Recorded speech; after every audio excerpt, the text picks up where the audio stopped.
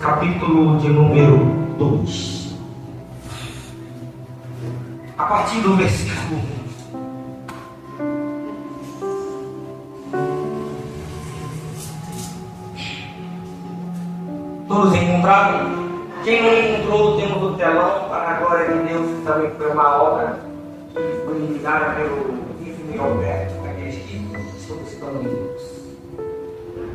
E assim está escrito: e vos vivificou, estando vós mortos em ofensas e pecados, em que no outro tempo andaste segundo o curso deste mundo, segundo o príncipe da potestade do ar, do espírito que agora opera nos filhos da desobediência, entre os quais todos nós também antes andávamos nos desejos da nossa carne, fazendo a vontade da nossa carne e dos pensamentos. E éramos por natureza filhos da ira, como os outros também são. Mas Deus, que é riquíssimo em misericórdia, pelo seu muito amor com que nos amou, estando nós ainda mortos em nossas ofensas, nos vivificou juntamente com Cristo, pela graça e salva, e nos ressuscitou juntamente com Ele, e nos fez assentar nos lugares celestiais em Cristo Jesus, para mostrar nos séculos vindouros as abundantes riquezas da sua graça, pela benignidade para conosco em Cristo. Pois pela graça sois salvos, por meio da fé. E isso não vem de vós, é dom de Deus, não vem das obras, para que ninguém se glorie. Porque somos feitura sua, criados em Cristo Jesus, para as boas obras, a qual Deus preparou para que andássemos nelas. Podemos César. Nós vemos que o apóstolo está tratando tanto a salvação quanto o atributo que um salvo tem. Ao mesmo tempo que ele trata esses três tópicos, salvação e os atributos que um salvo tem. Segundo tópico, os atributos que um filho salvo em Cristo Jesus tem. E o terceiro é o atributo que o filho do diabo e da desobediência tem. E ele inicia: e vos vivificou, estando vós mortos em ofensas e pecados. Ele diz: quem nos vivificou não fomos nós através de mérito algum. Ele diz que alguém entregou a nossa vida, entregou a vida de alguém por amor da gente. Sabe quem foi? Jesus nos ensina que ninguém toma a vida dele, mas ele dá por amor. E ele trata: e nos vivificou. Ele diz que alguém morreu para que tivéssemos vida. Não foi de graça. Não é porque a salvação é um dom gratuito que ela não é de graça. Primeira coisa que devemos entender: a salvação é dom, mas dom não é salvação. E ainda que a graça nos seja de graça, ela não veio de graça. Teve preço e teve um sangue. E ele diz: estávamos mortos em ofensas e pecados. Porque ele trata esses dois atributos, ofensa e pecado. Porque ele trata que ofensa é o que dizemos e pecado é o que fazemos. Pois sabemos que todas as nossas atitudes segundo a carne, ela nos inclina para a carne e inclina para o pecado. E ele diz nesses dois tópicos, ofensas e pecados. Por que ele está separando ofensas e pecados? Ele diz que a gente estava morto quando ofendíamos a Deus, e principalmente quando consumimos ou quando cometemos pecados contra Deus. E aqui ele começa a tratar no início Pois há atributos de um filho do diabo e um filho da desobediência. Então ele vem tratando salvação, um mérito que não nos merece, o atributo de um filho de Deus e os atributos dos filhos do diabo. Se diferencia com o atributo daquele que é filho do diabo e filho da desobediência. Ele diz: em outro tempo, não é mais hoje. O que é isso que ele está dizendo? O Cristo que nos vivificou não é nesse tempo que estamos em desobediência. Estamos agora em vida com Cristo. Por isso que ele trata em nosso passado. Nós andávamos segundo a vontade do mundo. E sabemos que o mundo jaz no maligno. E o que o mundo não é segundo a vontade do Espírito de Deus. E ele diz que a vontade do mundo ela é guiada por um príncipe. O príncipe da potestade do ar. Ele está dizendo: há uma pessoa que é o cursor do mundo, a forma de agir, e ele não é qualquer um. Ele não é potestade, ele não é principado, ele é príncipe. Isso quer dizer que ele tem uma autoridade, certo? Mas nós sabemos que maior é Deus, ou como João trata, maior é o que está conosco do que o que está no mundo. Então ele trata que ainda que tal principado tenha a autoridade, há um Deus além de toda a autoridade. E ele diz do Espírito que agora opera na gente? Não, dos filhos da desobediência. Então ele começa tratando atributos de um filho da desobediência. Qual é? Ele é desobediente. Ele anda segundo a vontade do mundo. Ele faz o que o mundo quer. E ele continua dizendo os atributos de um filho da desobediência, que ele trata, entre os quais nós antes também andávamos, segundo o desejo da nossa carne, a vontade de fazer a vontade da carne, e os pensamentos da nossa carne. E éramos por natureza filhos da ira, da desobediência e do diabo, como também todos. Então não existe essa de que todo mundo é filho de Deus. Aqui está dizendo que quem anda segundo o corpo do mundo, o agir do mundo, ele não é atribuído como filho de Deus. Ele é atribuído na palavra como filho da desobediência, filho da ira. E 1 João capítulo 3 ele trata que as pessoas são filhos do diabo. Então entendemos que há atributo para quem é filho, há atributo para quem é salvo e atributo para quem é filho da desobediência. E ele diz que esses atributos são a pessoa ser desobediente. O segundo atributo é andar nos desejos da nossa carne, fazer a vontade da nossa carne, fazer a vontade do nosso pensamento. E isso nos atribui a filho de quem? Da desobediência do diabo.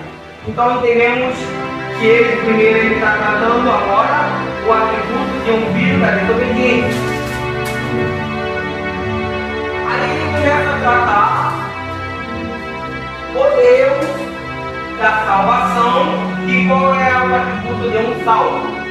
Logo chegaremos no atributo de um filho. E ele trata agora o Deus da salvação. E ele diz: mas Deus que é riquíssimo em misericórdia. Pois bem sabemos que a palavra nos ensina que Deus não se agrada quando um ímpio vem aparecer. Por quê? Porque a condenação para ele é eterna. Então Deus não tem prazer na morte do ímpio, ainda que ele seja filho da desobediência. E ele diz que pelo seu muito amor, com que nos amou, como Deus nos amou, com seu muito amor. Mas amamos a Deus porque Deus nos amou primeiro. E ele continua, estando nós ainda mortos em nossas ofensas e pecados, nos vivificou juntamente com Cristo. Como ele nos vivificou? Através do seu Espírito Santo. Porque não há como alguém ter atributos do Filho e atributos de um salvo sem o Espírito Santo habite na pessoa. Porque uma árvore boa, ela não gera fruto ruim. E uma árvore ruim, impossível ela gerar um fruto bom. Por isso conhecemos a árvore pelos seus frutos. E ele diz que quando estávamos mortos, isso quer dizer que ele foi indicado assim. Ele estava ainda morto, em ofensa. Mas ele nos vivificou. Ele está dizendo, não dependeu de mim, não dependeu de você, mas dependeu de Deus no seu devido tempo nos chamar para ele e para o seu caminho de salvação. E ele continua, pela graça, a igreja está tratando salvação. E ele, ao mesmo tempo que ele trata da salvação, ele trata a quem salva, entendeu? Ele nos ressuscitou juntamente com ele, para que pudéssemos se assentar com Cristo nos lugares celestiais. Isso é o que João capítulo 14 diz, que ele iria subir ao céu e que ele nos prepararia um lugar. Isso quer dizer que Jesus também diz, pois se esse lugar não existisse, eu não teria, pois eu não sou ou agir ou fiado para que possa mentir. Ele não há mentira, é o que Jesus diz. E quando ele trata sobre nos assentarmos no lugar celestial, é sobre a morada eterna que Deus está preparando para cada um de nós. E no versículo 7 ele trata para mostrar nos séculos vindouros as abundantes riquezas da sua graça e pela sua benignidade para conosco em quem? Em Cristo Jesus. Ele está tratando, nós só temos a oportunidade de se assentar com quem? Com Cristo. Nós só temos a oportunidade de aproveitar das riquezas de Cristo, da graça de Deus e da sua benignidade em quem? Em Cristo. Não há outro mérito ou outra forma de quer chegar a Deus se não for através da mensagem e do Espírito de Cristo. E ele ensina, porque pela graça foi salvo por meio da fé. Isso não vem de vós, é dom de Deus. A palavra nos ensina em Romanos capítulo 10 que a salvação ou a mensagem da salvação ela vem pelo ouvir e ouvir a palavra de Deus. E como ele trata que por essa graça somos salvos, ele trata um meio. Quando ele trata o meio da fé, ele trata o meio da palavra. Por quê? Como conheceremos a Cristo se não for através da palavra? Bom, não há outro meio de alcançar o Espírito de Cristo, a não ser por onde o Espírito de Cristo inspirou a palavra. E não vem das obras para que ninguém se glorie, porque somos feitura sua, criados em Cristo, para as boas obras que Deus, ou as quais Deus preparou para que andasse. É para que ficássemos parados? Não, é para que andasse. É para que fizéssemos obras ruins? Não, é para que fizéssemos obras boas.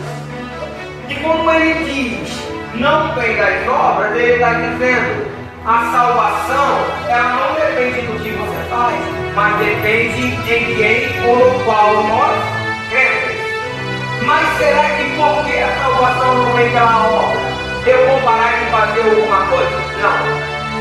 Tiago ensina que a salvação, que a fé, ela é acompanhada de obras. Não tem como alguém dizer eu tenho fé e outro dizer eu tenho obra. Não. Uma se atribui a outra.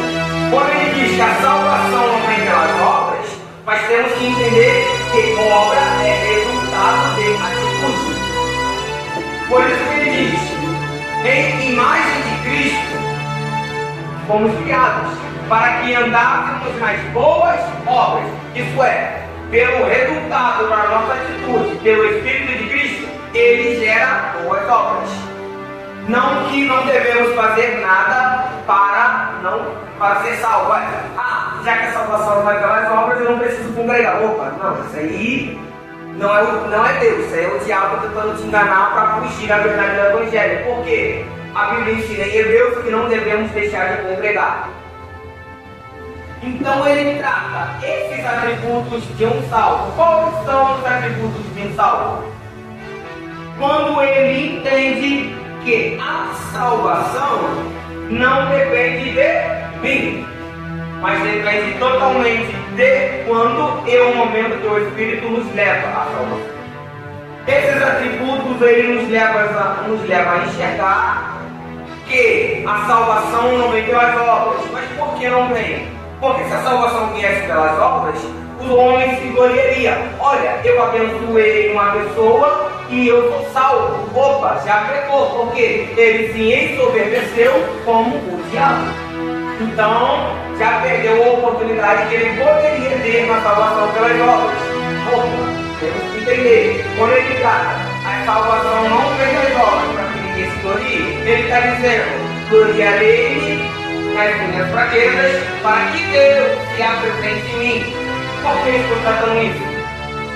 Quando nós lemos a revelação de Paulo e o seu ensino na carne e a sua experiência, a palavra nos ensina que Paulo ele fala que Deus assim falou com ele, que no período de 14 anos Paulo orou somente 3 vezes. Olha isso. Paulo, um homem de oração e de edificação, ele orou somente 3 vezes. Por quê? Porque por 3 vezes ele disse que o Espírito de Deus respondeu.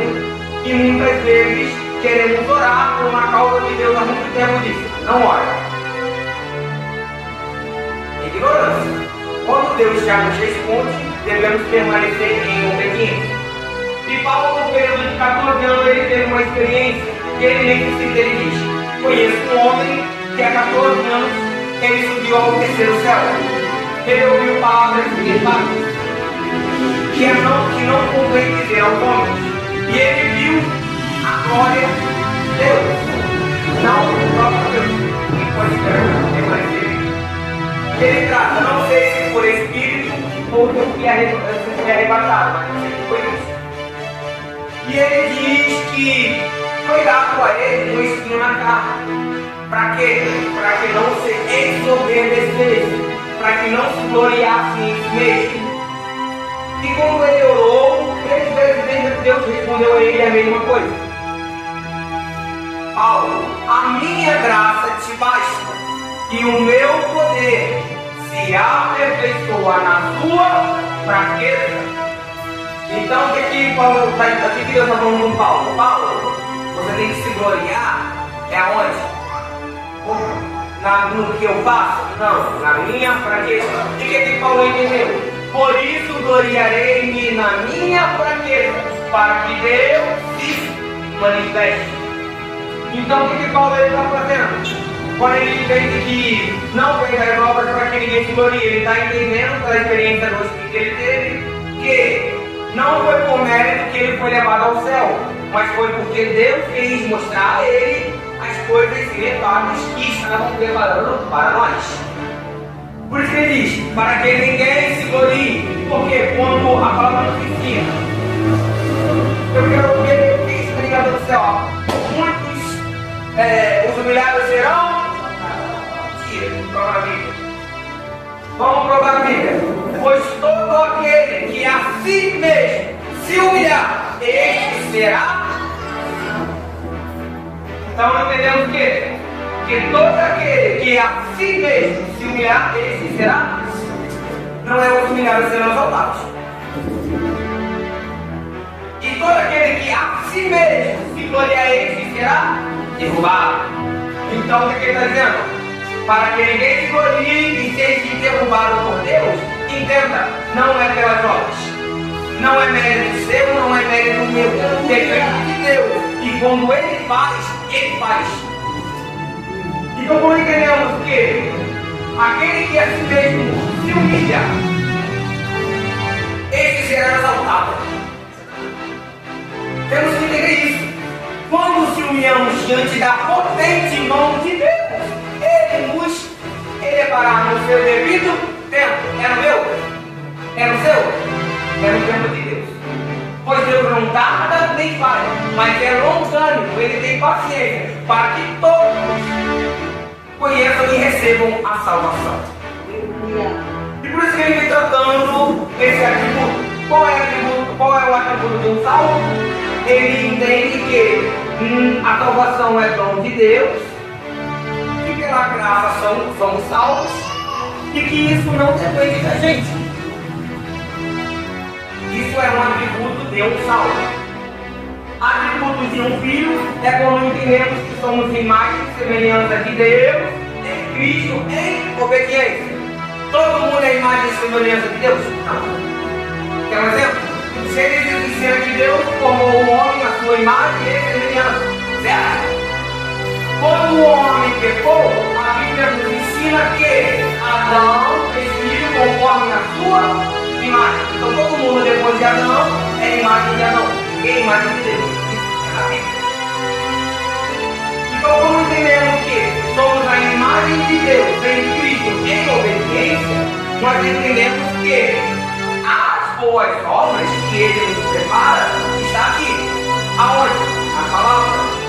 Não tem como alcançarmos boas obras se não for através da palavra. Não tem como. Por quê? Ele diz: que boas obras são essas? Aí ele trata as quais Deus preparou para que andássemos. O que é isso? O caminho já foi trilhado no Calvário por Cristo. A obediência já foi trilhada em Cristo. O que precisamos fazer? Andar. Sede meus imitadores, como eu também sou de Cristo. Sede imitadores de Deus em amor. Então entendemos que, ao momento que entendemos, agora, esse é um atributo de um filho de Deus. Qual? O que entende que a imagem de Deus em obediência pelas obras. Poxa, mas acabou de dizer que a salvação não vem da obra. Opa, quando trata as boas obras, trata somente a que Deus fez. Não é a que a gente vai fazer, não. Porque a obra que a gente tem que fazer é de Deus. Mas a obra com o próximo depende da nossa atitude. Mas não é porque ajudamos o próximo que devemos se gloriar. Porque aquele que simplesmente nos exalta, ele é derrubado. Ninguém quer ser derrubado por Deus. Ninguém quer aqui sentir o ai de Deus. Que misericórdia. Jesus diz: ai daquele que de fato ai tão forte. Então nós entendemos que há uma forma de agir e de pensar. Quando ele diz: somos feitura sua, criada por Cristo, ele está dizendo a mesma coisa de Paulo: pois tenha cada um de nós a mente de Cristo. Por quê? Aonde entendemos que não devemos se gloriar, a gente pode tratar Filipenses capítulo 2, a partir do versículo 4. Diz assim: que tenha em vós o mesmo pensamento que também tinha em Cristo Jesus, não pensando que cada coisa é devidamente sua, mas atente-se do que era do próximo. E ele trata no versículo de número 5. Filipenses capítulo 2, versículo 5.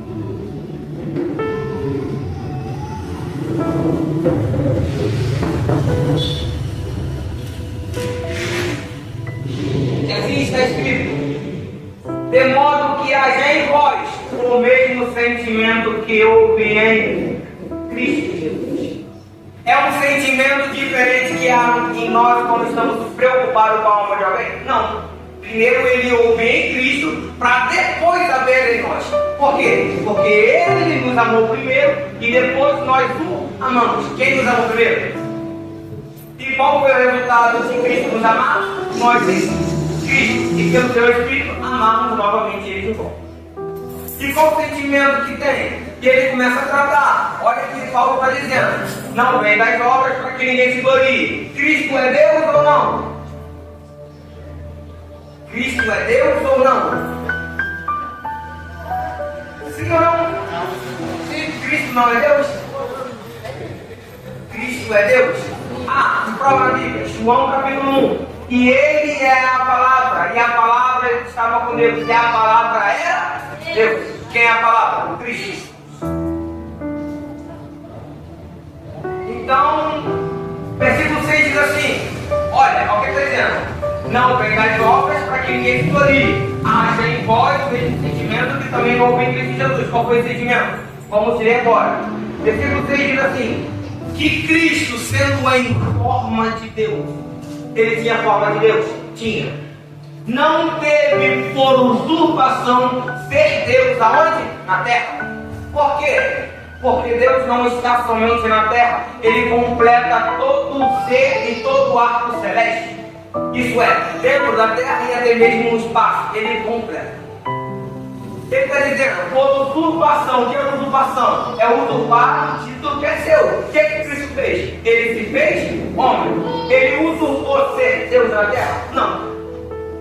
Ele venceu o diabo e a natureza sendo homem. Quer um exemplo? Adão foi feito grande. Primeiro delito, primeira oportunidade, pecou. Jesus foi feito neném. Ele passou em todas as etapas e ele não pecou em nenhum. Aleluia. Versículo 7 diz assim: mas aniquilou a si mesmo. O que Jesus fez? Aniquilou a si mesmo. Como aniquilamos a si mesmo? Estamos tendo o mesmo sentimento que Cristo Jesus. O que é isso? Ele se humilhou diante dele mesmo para entender o que nós passamos. Mas ele venceu. E se esvaziou de si mesmo, olha isso. E diz, tomando a forma de servo. Qual era a forma dele? Deus. E ele tomou forma de quê? Servo. Jesus tinha dificuldade de ser Deus? Não. Jesus tinha dificuldade de ser humano? Sim. Mas ele tomou forma de servo. Em quê? Em obediência. E assim diz, fazendo-se semelhante aos homens. Porque o homem que veio, os homens que vieram depois de Adão, não é a imagem de Deus, é semelhança de Adão. Então o que ele fez? Eu vou na natureza de Adão, eu vou como ser humano e eu vou vencer o pecado na carne pecaminosa. Porque ele é o caminho que nós devemos trilhar. E ele diz no versículo de número 8: é achado na forma de homem. Como Jesus foi achado? Na forma de homem. Na nossa forma. E ele teve forma de Deus. Humilhou-se a si mesmo. Alguém humilhou Jesus? Não. Por quê? Jesus a si mesmo humilhou-se. E ele diz, sendo obediente. O que Jesus era? Obediente. Então quando nós se humilhamos, aniquilamos a nós mesmos e somos obedientes, o que a gente está fazendo? A mente de Cristo em nós. Estamos fazendo algo diferente do que Cristo fez? Não. Estamos apenas seguindo os seus caminhos. E diz assim, sendo obediente até a morte e morte de cruz. Sabe o que o Antigo Testamento ensina sobre morte de cruz? Maldito todo aquele que pendurado no madeiro. O que ele está dizendo? Eu me fiz maldito para que vocês não recebessem a maldição da condenação eterna. Mas eu venci. Versículo 9. Qual é o resultado de alguém que se humilha diante de Deus? Exaltação. Não é? Todo aquele que a si mesmo se humilhar, ele que será exaltado. Jesus falou e fez. Atos capítulo 1 ensina aqui. E eis que eu estou escrevendo tudo que Jesus falava, tudo que Jesus ensinava e fazia. O que ele está falando? Não seja somente ouvinte, mas praticante.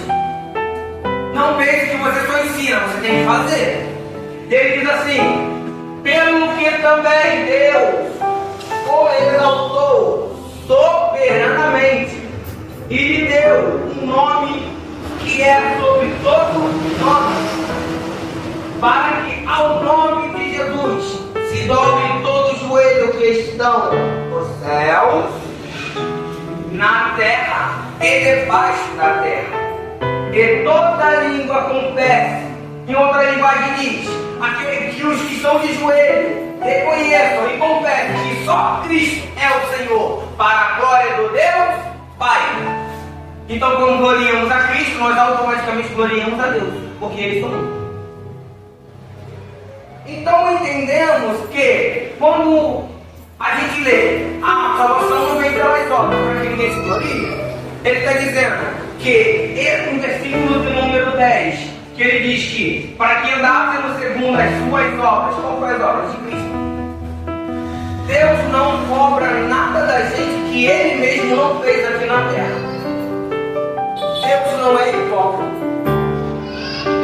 Ele se fez justo e ele se fez homem para mostrar para o ser humano que há como vencer o diabo, como vencer a natureza caída.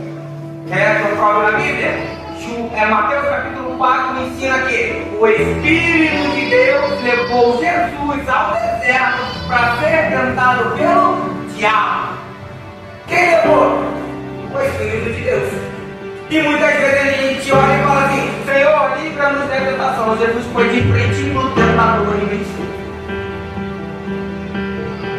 Então, como Jesus nos ensina a resistir ao diabo e ele fugirá, eu acho que ele está fazendo. O que ele está dizendo?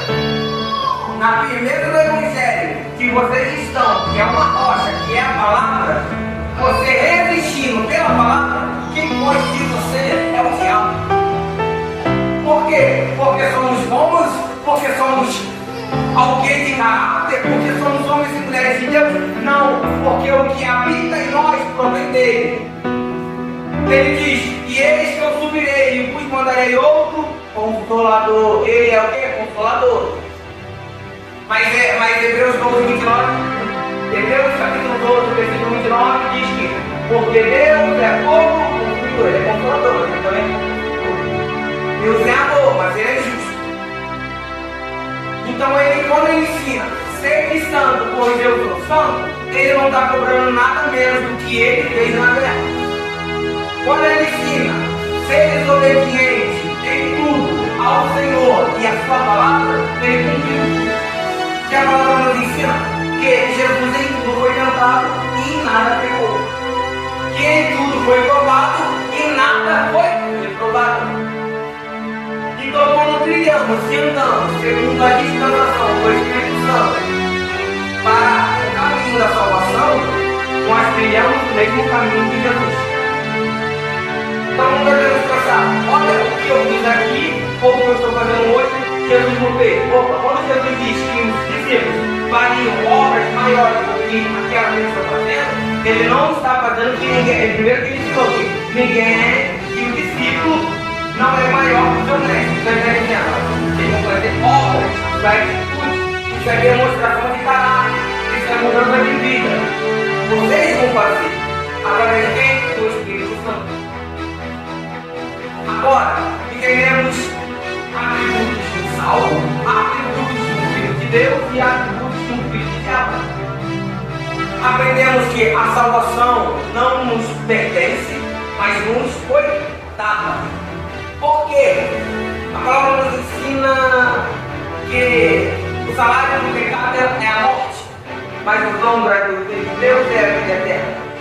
Ele está dizendo a mesma coisa. Nunca merecemos oportunidade de salvação, nunca merecemos oportunidade de estarmos aqui, mas Deus, por sua misericórdia, através de Jesus Cristo, nos fez, nos separou e nos fez no momento certo de ser chegado no fim.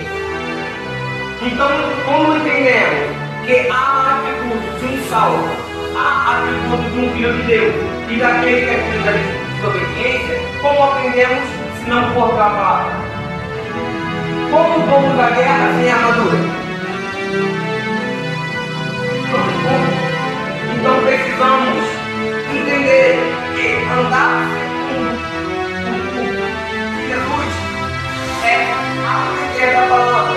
Você quer um exemplo de que Jesus vivia e pregava a palavra porque ele ia? É Jesus com 12 anos. Jesus está com 12 anos lá e ele se perdeu. Jesus está onde? Está no templo. O pai é a bênção dele, mas Jesus está onde? No templo. que Jesus está falando? Ele está conversando com os que são mestres e conversando sobre o quê? Sobre a palavra. Então ele nos ensina que em todo tempo devemos buscar sabedoria na palavra. E ele diz que no momento certo está todo mundo ali conversando e ministrando sobre a palavra. Chega seus pais e diz: menino, você pode me matar do coração. Jesus diz para eles assim: meu pai trabalha até tarde, então eu também trabalho. O que é isso? Eu sou desempregado, eu prego o evangelho dentro e fora do tempo. Como pregador do evangelho, eu preciso ministrar em todos os momentos, porque a salvação, ela tem que ser levada. Não devemos permanecer em desobediência. Então, como nós lemos a palavra, cumprimos um dos atributos de Cristo em nós. Quando somos obedientes, outro atributo. Quando andamos segundo a palavra, outro atributo. Isso quer dizer que todos os atributos nos levam a Cristo, que é o nosso alvo. Por isso que Paulo ensina: pois o meu alvo é Cristo, e que não vivo mais eu, mas Cristo. E é assim que todos nós venhamos a entender o que Deus quer falar com cada um de nós, é que a dispensação do Espírito Santo nos conduz à verdade da palavra do Evangelho. Através de quem? Do Espírito Santo. Através de onde? A palavra. E para onde nós vamos? A glória. Essa é a nossa esperança, se permanecermos em obediência. Assim eu agradeço a Deus.